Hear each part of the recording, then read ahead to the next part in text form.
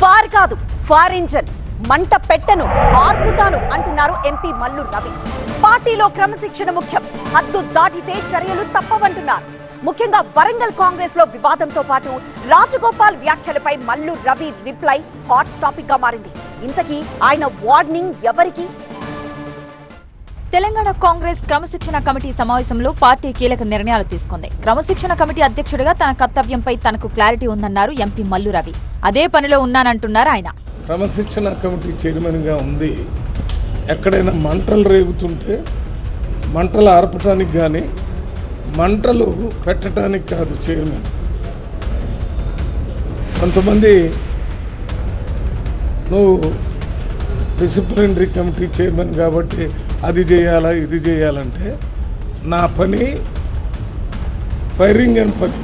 కోమటిరెడ్డి రాజగోపాల్ రెడ్డి వ్యాఖ్యలపై పార్టీ క్రమశిక్షణ కమిటీ సమావేశంలో చర్చ జరిగింది. అన్నిటినీ పరిశీలించిన తర్వాత ఈ విషయంపై నిర్ణయం తీసుకుంటామన్నారు.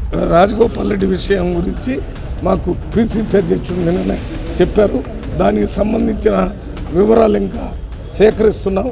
అవి సేకరించిన తర్వాత అవన్నీ పరిశీలించి అది నెక్స్ట్ మీటింగ్లో మాట్లాడతాం. వరంగల్లో కొండా వర్సెస్ ఎమ్మెల్యేల వివాదంపై పార్టీ ఫోకస్ పెట్టిందన్నారు ఎంపీ మల్లు రవి. ప్రత్యేక కమిటీ ద్వారా ఈ సమస్యకు ఫుల్ స్టాప్ పెట్టాలని పార్టీ భావిస్తోంది. 3 సీనియర్ కాంగ్రెస్ పార్టీల నాయకులతో కమిటీ వేయాలని పిసిసి అధ్యక్షుడికి మా డిసిప్లినరీ కమిటీ తరఫున ఒక లెటర్ రాశాం. 3 సీనియర్ నాయకులతో వేస్తే అక్కడ ఉన్న 2 గ్రూపుల నాయకులతో మాట్లాడి సమన్వయపరిచి పని చేసుకుంటానికి బాగుంటుందని అదొక నిర్ణయం చేశాం.